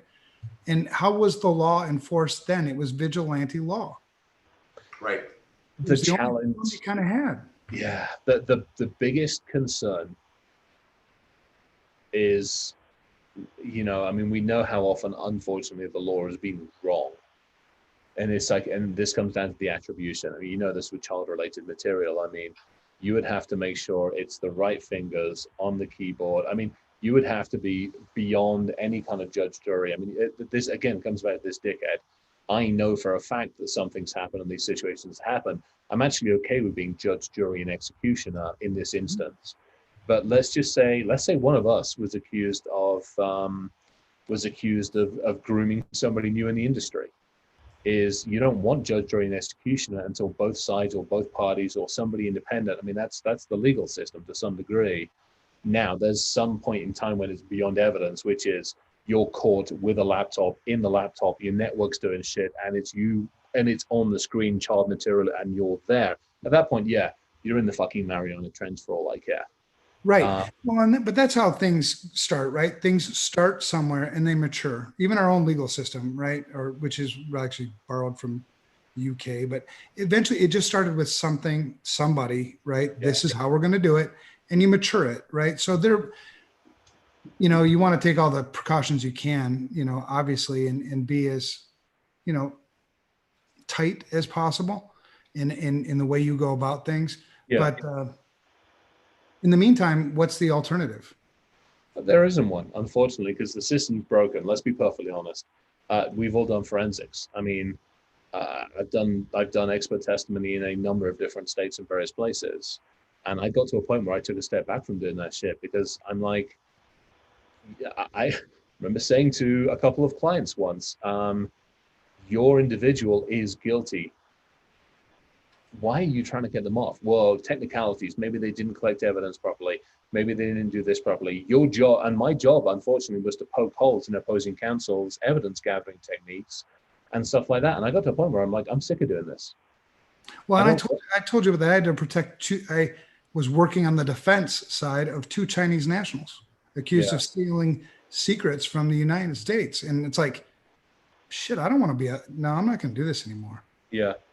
I had a good friend that went through this with one of the agencies, and I ended up helping him because I'm like, amazing guy. Just the agency just decided, bug up its ass one day and decided he was the target. And we spent years, 3, 4, 5 years working with him on his case, obviously pro bono and stuff. But I mean, it was arguing against the agency's evidence collection techniques and all sorts of shit and all the holes and everything they hadn't done properly and everything else. I'm fine doing that because I believed in him, and I still do. And, you know, thankfully he's out and about. But there's some people I'm like, okay, you're guilty, but you're trying to get off on a technicality. Fucking stand up, grow some balls, and just admit that you're guilty. Right. Back to accountability. Right. And I was thinking about this guy that we're talking about. You said you're going to put him in the Marianas Trench. If you really want to do it right, the time you measure him, right? And you put the water about here. So he can still see, you know, and he can kind of breathe a little bit, but he's going to get tired eventually and he'll stop. Just saying. I like that. You know, that's okay. I'm up for that one. Yeah. Yeah, we used to call that waterboarding. Something like that. I don't know. But we didn't waterboarding necessarily cut the balls up. board, and they actually dump water on you and stuff. I'm you know, we had different techniques. I mean, there were a few different ones. We did tie people. Yeah, well, whatever. Or you could just, you know, do like they do when they make foie gras. Ooh. Treat them like a goose. Yeah. No, there's shut. definitely something. You realize if he ever does end up in court and this shit, I'm like, well, you know, it was premeditated. Yeah, it was. Yep. I'm not going to deny that one. And just to clarify for any counsel, prosecutor, attorney, all of this is hypothetical. This show is for entertainment purposes only. The opinions of the speakers are theirs and theirs alone, not representative of any entity, agency, customer, client, spouse, or relative. No, and clearly, for the record, I did advise my friends here on this show that they should take the high road, the legal road, and show some love and compassion for their fellow human beings. Says the guy who put a shock collar on a friend. That was Bobby. How to show that love? That was Bobby. Come on, Bobby. We need one of those dick rings. Actually, do they make a shock collar? Does anybody here? And nobody has to put their hand up at this point in time, including the audience.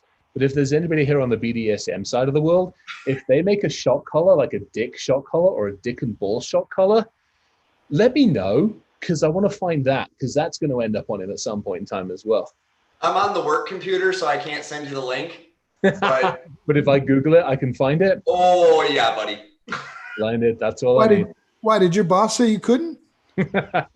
No, my habit of not using work computers for looking at things like that. We end up rebuilding our computers like seems like 2 weeks anyway. So this piece. Hey, I wanted to tell you guys. So somebody's not happy with what we're doing. My family today received a very targeted OSINT scam. My grandmother's house is up for sale. All the family that you can OSINT and see, you know, who we're connected to. I mean, there's a fair amount of that public data out there. Yeah. All received text messages today asking about the property and would we be open to selling the property that's on the open market. So thankfully, because I trained my people well, everybody immediately forwarded me the text and said, is this legit? To which I responded, no, this is a scam. Do not reply. But just know that somebody out there is not happy with what we're doing. And that was a very specific and targeted scam. It included the PII of my grandmother, the address of the home. Oh. And the people that received the text are known to be associated with that address or people that are associated with that address. What do you want to do about it? Right now, nothing. Okay. If if somebody's brave enough to bring the fire, just know it's, Yeah. it's all good. I'll Oh, buy yeah. a new computer.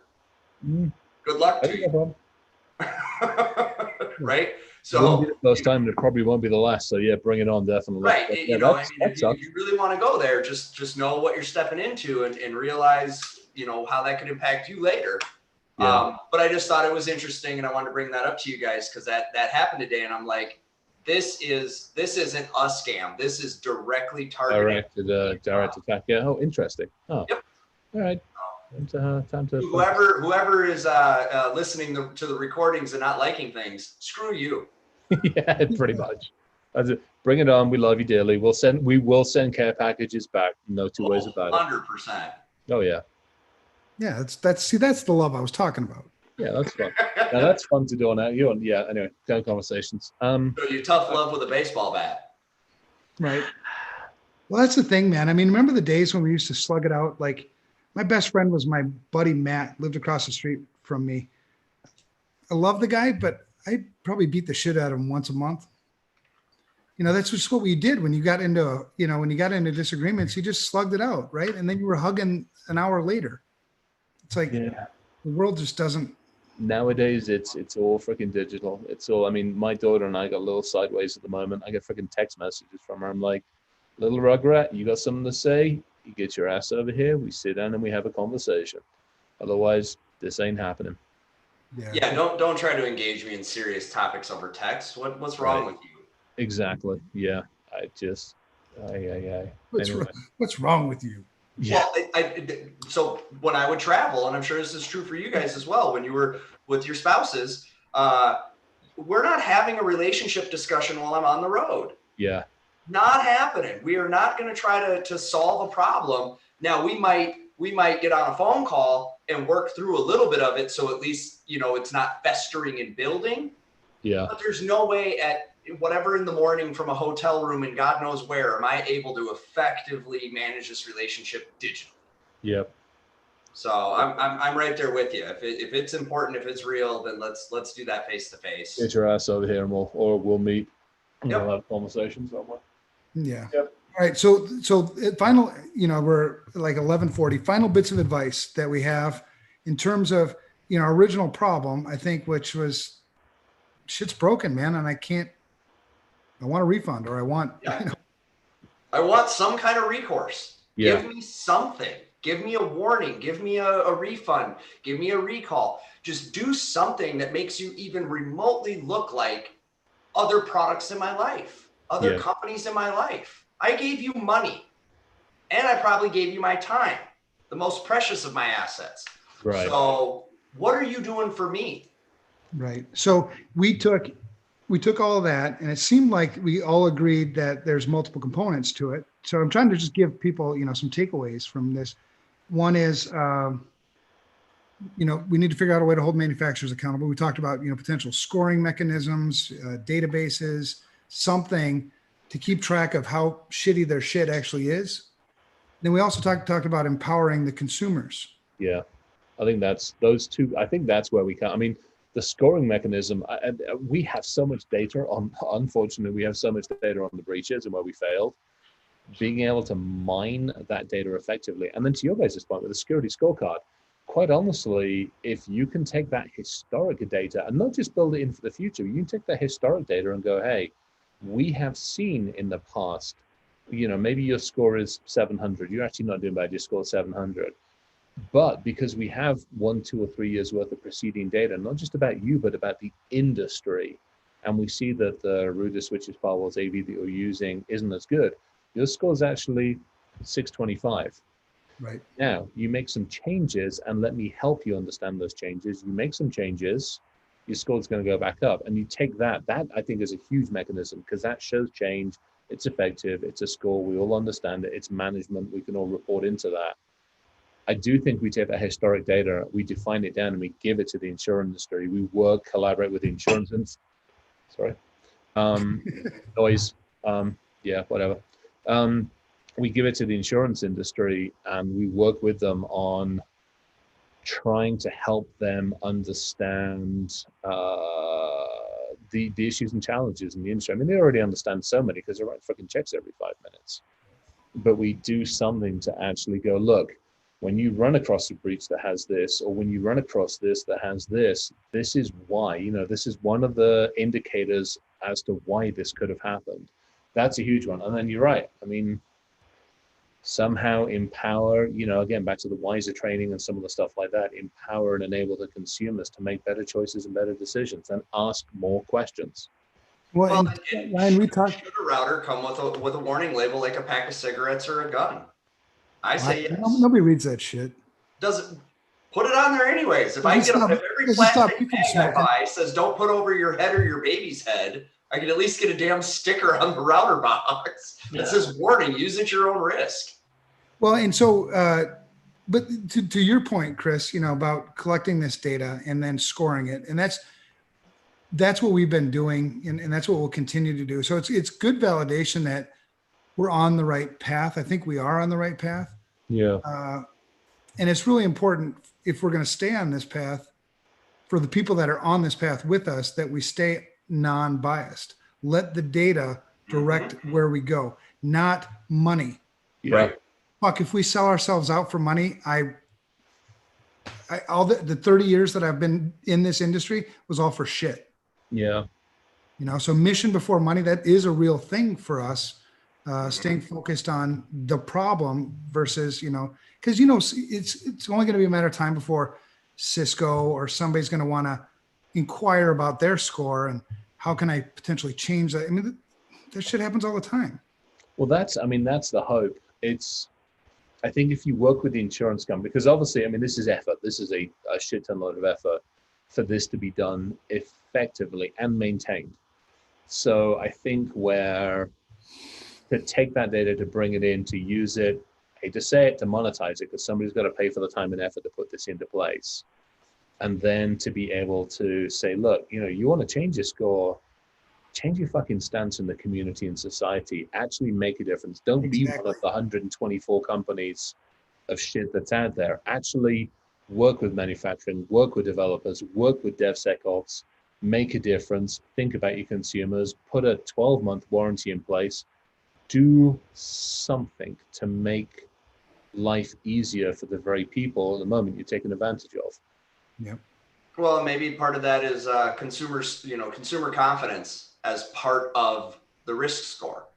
How confident can the consumer be in your product? Does it come with a warranty? Do you have a support system in place to help them get it patched if you got to put a patch out, instead of trying to convince Chris's mom to go in and log into the router, and now I need you to go to the admin tab, and now I need you to click on the right. It should be. We're at a point when stuff should be self-aware for that. Hey, right. and you shouldn't have to tell it to be self-aware. It should know it, understand it, be able to deal with it. The Mac tells me, hey, there's patches available. Do you want to do it tonight, or do you want to do it right now? Do it tonight. Whatever. Open any Google product and that thing calls home 1,000 different ways, 1,000 different times. That's a whole nother issue, man. Right. Yeah. That one time we want to do for the right reason. All the other shit, dear Google, quit that shit. Right. Please. Yeah, but you're right. We are at a point where the technology should honestly be able to take care of itself. And I think part of it's a cost thing. I remember running into this with the automotive industry, and you guys have probably seen this as well. It's like, look, that extra 5 cents in the widget, that's nothing they don't want to do, because that's 1,000,005 cents. There's extra this, there's extra that, and the consumer's not going to pay for it. So they have to eat that cost. So those 5 cents add up pretty damn quickly. Yep. 100%. So that's why I think it's a multi-point strategy. It's holding those people, the manufacturers, accountable. They are the ones creating the shit. And really the motivation, making money, there's nothing wrong with that. That's a good motivation, right? If you don't make money, you don't hire people and you don't pay for people. That's how shit works. But can you make money in a responsible manner that doesn't hurt people? And I think in order for us to do that, we have to empower the people to do it. So that's where we're going. Okay, so actually that actually brings up a really fucking good point. So perfect example. Let's take the automotive again. So I just one of the cars a couple of weeks ago, traded out one of the cars, picked up another car, used car, out of manufacturer's warranty, But because it's like stupid low miles, the dealership was like, look, we can offer you a warranty. We all know the warranties from dealerships are, yeah. Right. So we discussed it and we negotiated.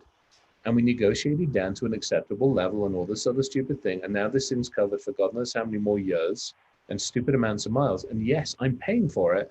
But as part of that, I've got oil changes included, a bunch of other stuff included. I'm incentivized to do something about it. Now, yes, my cost of entry wasn't $500 for a printer or for a router. It was a lot more for the car. But I have an incentive now to keep an eye on that thing. Yeah. With home stuff, let's say, you go out and you go to Netgear or you go to Cisco and you buy your router. We all know on the business world, you pay 20% per year for support. Well, why don't you tell the consumer, hey, for an extra 5%, not a Best Buy warranty, but for an extra 5%, we'll support the patches for the next 5 or 10 years or whatever. By the way, it's built in for that, and here's the key for the thing, or something. Mm-hmm. You build in for the cost. First, like a car, the first 3 years and 60,000 miles are free. Great. Yep. After that, if you want support and you want to keep it, pay us $20 a year. Right. And it's perfectly acceptable to not to stop support for a product, right? It's not that products can't twilight and, but during, and this is what got me started in the first place. I bought this thing brand freaking new of the brand new cycle. So it's not like I grabbed something that's been sitting on a shelf for 4 years. I was supposedly getting the most up-to-date code set, the most up-to-date hardware, doing my part as best as I could to defend myself. Yeah. And I basically bought a model 1911 that was missing the firing pin. And I found out in the middle of the night when the intruder was in my house. Yeah. Well, and so, right. So the users aren't going to know that necessarily. So that's why we wanted to build that inventory so we can tell them. Right. Yeah. Just follow these simple steps and in bite-sized chunks, right? If you try to give them this big shit right out of the gate, forget it. They'll tune Elevator it. pitch. I don't want to do it. Right? I don't care if you give it to me for free. I'm not doing it. Right. So little bite-sized chunks, make it an enjoyable experience, take them down the path of, education along the way. They start entering in all of their hardware that they have in software versions. And I like it better that they build the inventory themselves versus us using some kind of damn agent. Right. That's a whole nother bunch of nightmares. But then we can tell them, hey, that brand new router, I know you just bought that thing brand new. It sucks. Yeah. So here's an interesting one. Check with us first. To the point we were talking about, people still use consumer reports. I mean, if we took all of the data for the last 3 to 5 years worth of breaches, dropped it into the scorecard, and then worked with somebody like Consumer Reports and Best Buy and Target, and God forbid I say this, Walmart. See, I do that same thing when you say Best Buy. I'm like, fuck Best Buy. I know. But where does it, well, Amazon, let's face it, where does everybody go for their electronics? Amazon, Best Buy. True. Circuit City. Oh, shit. I remember that. I loved Circuit City. You're out in the boonies. I mean, you got, I'm surprised. No, I haven't had Circuit City for 20 years, but. They went out of business. Yeah. They went out of business. Oh, my God. No, we Micro Center. The Micro Center is like our mecca here. There we go. We have one of those down the other end of town. I love that place. That is a bad place to be in. God, I never come out of there with just what I want. None of us do, I'd imagine. You bring up an interesting point. I need permission every time I go now. I need permission from my wife every time I go. Yeah, seriously, get lost in that store, come home with way more than I meant to. Oh, that's awesome. But I think you have a point there, Chris. I think there is even a retail component to this. Yeah. If we can start to sway enough people that this is a value differentiator. And I think Consumer Reports, I don't actually think that's a terrible idea at all. I think that's actually a really good play because, it's an existing model and all we're doing is augmenting a data point of review. And I say as we go down that path, we can, because I have no problem with that. We know that we need to integrate with a bunch of people that have the right motivations. So you integrate with Consumer Reports, but I would say we create the same data set that we were creating all along, just so you kind of have that source of truth. Yeah. and then just figure out how to disseminate it out to people. I mean, that's really the big one. Right. Yeah. And then, back to the insurance companies going, look, you're losing hand over fist. Not Well, only and maybe insurance is going to be more receptive if we're partnered with something like Consumer Reports.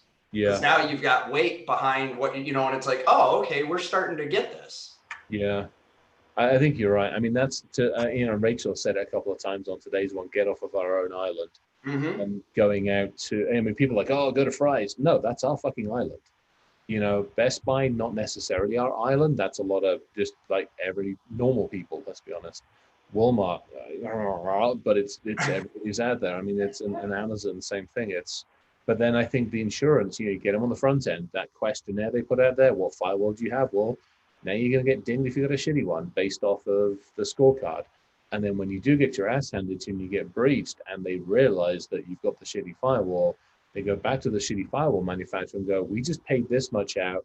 You owe us this much of it. By the way, here's our lawyers. Have a nice day. Mm-hmm. Yep. And doing this all in a way where we can, I mean, the approach we're using, I think it is going to work. We just have to continue to stay focused and march down this path between what Weiser's doing and what we're doing with the S2Me and partnering with places like, the Cybercrime Support Network and the insurance companies to make it kind of a common, just like to your point, Ryan, a life skill. Yeah, we need to their language. Right? This would never be an assessment that I would take. Well, sort of is now, but we know it needs to evolve and change into something more Englishy. But it's not my assessment. It's not your assessment. It's supposed to be their assessment. Right. And so, know who'd be good for this one would be, where the hell do we have? I'm always confused. Oh, there we go. Webinars. I'm going to get, where are we? We need,